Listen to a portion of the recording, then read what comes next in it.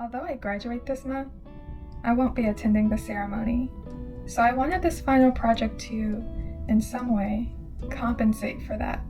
Graduation is more than just a way to acknowledge a student's academic accomplishment. It is a rite of passage, a ritual that marks a person's social transition from one stage of life to the next. Rite of passages are full of symbols. In America, graduates traditionally wear a cap and gown and walk across a stage to receive their diploma. According to Henninger-Renner, the objects and activities involved in rituals stand in for or mean more than what they actually are. So with this final project, I wanted to focus not just on the act of graduating, but the symbols that make up the activity and what they mean personally to me. I used the cap as my canvas, and I decided to first build a stage. 3 phases typically make up a rite of passage. I chose to emphasize the liminal part of the ceremony.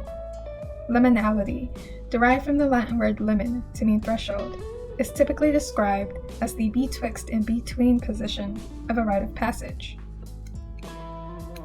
The stage symbolizes a kind of threshold, or a transitional space. Before a student walks across it, they are a graduate, but when they walk up on stage, receive their diploma, and exit stage left, they become a graduate. However, anthropologist Victor Turner realized that liminality served not only to identify the importance of in-between periods, but also to understand the human reactions to liminal experiences and the sometimes dramatic tying together of thought and experience. So liminality can very much represent more than a physical space, but a psychological one too. The stage is rippled, showing how completing my educational journey was no walk in the park.